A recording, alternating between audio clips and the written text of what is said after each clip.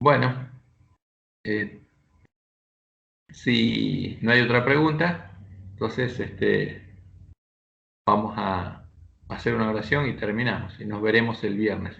Y el viernes vamos a estudiar, vamos a tratar de hacer la reunión entre nosotros porque tenemos que, el tema es el santuario.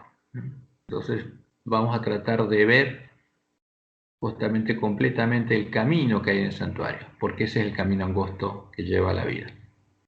El camino que empieza donde en el altar y termina en la mesa de los panes de la proposición, porque ese es el camino que tenemos que recorrer.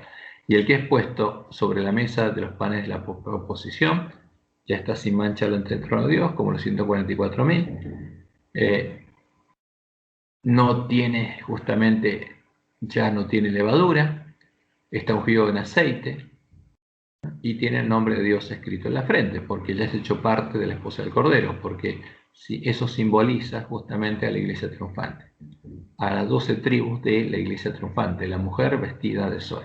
Ese es el simbolismo que encontramos en el santuario. Entonces, en esta lección, como se habla de ese tema, pero como todo lo que habla el ángel de la Odisea es superficial, vamos a tratar de entender bien o explicar bien o para poder compartir un poco más profundamente de qué se trata, cuál es el simbolismo del santuario, porque ahí está el camino, en el santuario, el camino nuevo y vivo que Jesús nos abrió, cuando nos redimió.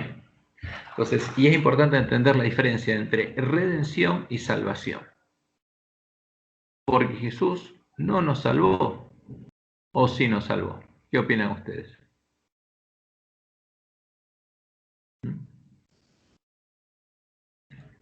Quien salva es Jehová. O sea, Y Jesús es pero Jehová. nos redimió, dejó el camino abierto y después depende de nosotros. Ajá. ¿Qué pasó en la cruz? Nos redimió. ¿Por qué? A ver, vamos a verlo acá. Esto lo vamos a estudiar el sábado, pero de paso ya, así cuando van estudiando lección,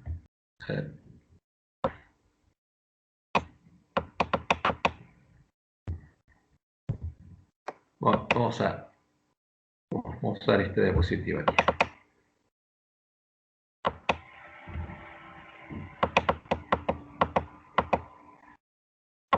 Entonces, como dice el autor de Hebreos, hay un camino nuevo y vivo. Entonces, en el antiguo pacto, que Dios le dio este santuario para que entendieran lo que iba a pasar cuando hiciera el nuevo pacto con ellos, cuando los redimiera. El pecador venía al santuario, llegaba acá y ofrecía su ofrenda y no podía seguir. No podía seguir adelante porque acá no podía seguir. Llegaba solo hasta el altar, llevaba su ofrenda, confesaba su pecado sobre ese corderito, por ejemplo, si era un corderito, le pedía perdón a Dios y después él mismo tenía que sacrificarlo. Y el sacerdote tomaba la sangre del cordero y seguía con toda la ceremonia. Pero el pecador llegaba hasta ahí. Y ese lugar donde estaba, en el atrio. Ahora, lo que es el templo de Dios, el lugar santuario de Dios, donde Dios moraba, era el tabernáculo, porque esa era la carpa simbólica. Tabernáculo, carpa es lo mismo. Era la carpa donde Dios vivía, ¿no? Y ahí, justamente, ese es el reino de Dios. ¿Dónde nació Jesús? Jesús fue engendrado por Dios y siempre fue parte del templo de Dios. O sea, ¿dónde habitaba Jesús? En la presencia de Dios, ¿no? Porque Él estaba en la presencia de Dios y todas las promesas se cumplieron del nuevo pacto, se cumplieron en Jesús. Y cuando Jesús llegó a ser una planta de trigo madura con fruto, voluntariamente, como el Cordero de Dios, se ofreció a morir por nosotros. ¿Para qué? Para tomar nuestro lugar y que nosotros pudiéramos tomar el lugar de Él. Entonces, Jesús siempre estuvo en la presencia de Dios. ¿Y dónde murió? Acá no. No, acá. afuera. Acá, afuera. Ahora, como dice Apocalipsis 11, ¿quiénes están acá? Los gentiles, los pecadores. Entonces el atrio está fuera de la casa de Dios, fuera de la presencia de Dios. donde estamos nosotros, pecadores. Entonces Jesús murió acá, ahí, donde tenemos que morir nosotros. ¿Para qué?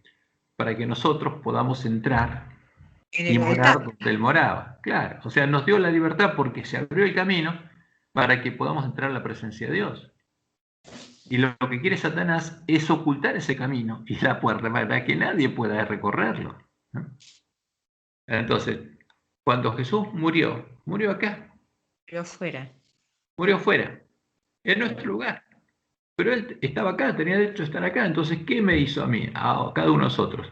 Me dio, Él tomó mi lugar, murió cargando mis pecados y me dio el derecho de ¿qué? De entrar, de recorrer este camino para estar en la presencia de Dios, ¿no? Se abrió un camino nuevo y vivo, como dice el autor de Hebreos, para que nosotros podamos ir a la presencia de Dios o para que Dios pueda venir a morar en nosotros y hacernos parte de su santuario como piedras vivas. Eso fue lo que pasó. Y en nuestra lección hay algunos símbolos, es triste escucharlo, pero por ejemplo, a ver, se habla de la cruz, ¿no?, que da vida. A ver, ¿qué es la cruz? ¿Dónde está la cruz acá en el santuario? Acá, es el altar, es donde murió. ¿Y dónde está la cruz? ¿En el templo de Dios o afuera? Fuera. Sí. Afuera. ¿Dónde están Sí, los ahí. gentiles? Claro. ¿Dónde están los gentiles? ¿Ah? Porque ahí, como dice la profecía, porque si son están los gentiles, estarían los gentiles. Entonces Jesús murió como un gentil, afuera, y clavado en un madero. Ahora, ¿y qué es lo que mataba al cordero? El cuchillo. ¿Qué mató a Jesús? La cruz. ¿La cruz qué es? El arma que mató a Jesús, ¿no? El cuchillo, ¿no? ¿Y puede dar vida lo que mató a Jesús? No. No, ¿cómo dar vida? La única vida, ¿dónde está? En la sangre del cordero. La cruz tenía que matarnos a nosotros, porque es asesina, no da vida. Y es un símbolo de Satanás. Porque Jesús lo clavaron en un palo, en un madero. Los romanos adoraban a la imagen de la cruz. Jamás iban a poner un malhechor en una cruz. Entonces, la cruz no da vida, mata. Y Jesús murió por nosotros, ahí. Ahora, y ahí se abrió el camino. Entonces, ¿Jesús qué hizo? ¿Nos salvó? No, no nos salvó. No, es lo que él está marcando. Ajá. Entonces, ¿qué pasó cuando Jesús murió? Nos redimió, porque se abrió un camino, nos dio libertad de entrar y tomar el lugar de Él. Ahora, ¿pero quién elige entrar? Nosotros elegimos entrar. Si estamos en el atrio y no queremos entrar, ¿somos salvos? No. No, porque como dice Apocalipsis 11, 1 y 2, ¿quién va a ser juzgado en las bodas? Los que están en el templo de Dios, los que entraron, y los que están afuera no. No lo midas, dice. No son juzgados. ¿Por qué? Porque el juicio se da a los vencedores, a los que entraron y son parte de la esposa del Cordero.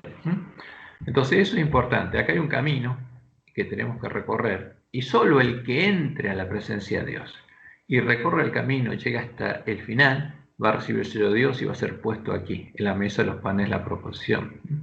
Por eso es importante que entendamos el santuario y cuál es el camino que está, porque el camino está definido acá.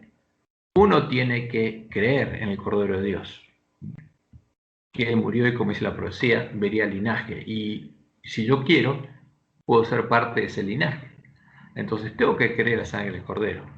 Tengo que lavar mi ropa en sangre del Cordero, la justicia de Cristo, para eso está la fuente. Y tengo que entrar por las puertas de la ciudad de Dios. ¿Para qué? Porque la ciudad del templo de Dios es lo mismo, para comer del árbol de la vida y beber del agua de la vida gratuitamente. ¿Qué significa comer del árbol de la vida? Lo contrario que comer del árbol de la ciencia del bien y del mal. El que come del árbol de la ciencia del bien y del mal llega a conocer, ¿qué cosa? La ciencia de Satanás, lo que Satanás tiene escrito en la mente del corazón. Y el que come el fruto del árbol de la vida, ¿qué llega a conocer? Lo que Dios tiene escrito en la mente y en el corazón. Por eso en Apocalipsis 22 está la promesa para el pueblo que está en Babilonia, que puede entrar por las puertas de la ciudad de Dios, puede comer del árbol de la vida. y puede beber del agua de la vida gratuitamente, para tener escrito el nombre de Dios en la frente. Y eso es lo que tenemos que hacer. O sea, tenemos que recorrer ese camino. Si el camino nuestro está acá y lo recorremos, no es el mismo camino que tenemos que recorrer cuando entramos al lugar santuario de Dios. Este camino es el camino angosto. Empieza la puerta estrecha y sigue hasta que llegamos a la cima del monte Sión. Ese es el camino. Y es otro camino, no es el mismo camino. Entonces, si nosotros todos los días seguimos haciendo lo mismo que antes de conocer justamente el Evangelio del Reino de Dios, es porque seguimos en nuestros caminos. Entonces, por eso Jesús le dijo al joven rico, ¿qué cosa? Una cosa te falta.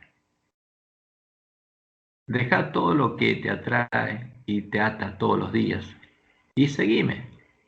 Lo que te falta es seguir mis pisadas. ¿Qué le falta al ángel de la Odisea? Conocer cuál es el camino y después seguirlo. Ese es el tema. Bueno, entonces nos vemos, si Dios quiere, el viernes. Así que retomamos este tema. Pero por lo menos ya vimos lo que es justamente la ley dominical pasiva y la activa. Claramente, como Dios le mostró a Elena, la ley dominical pasiva, el que guarda lo que establece esa ley no recibe la marca de la bestia, porque la marca de la bestia no se recibe por descansar el domingo. Y hay dos marcas de las bestias. Uno, el que va a poner la bestia política con la ley dominical activa, cuando obliga a tener una religión, como hizo la bestia romana. Y la otra marca es la que pone el príncipe de este mundo, el falso Espíritu Santo en el que lo recibe. Ese es el tema. Y ese es un tema muy delicado. Y los que estamos en peligro de recibir esa marca somos los adventistas del séptimo día. Por eso Jesús nos manda a darles el alimento a tiempo a nuestros hermanos, mientras Él protege al pueblo que está en medio de la gran Babilonia. Bueno, vamos a orar. Si puedes cortar la grabación.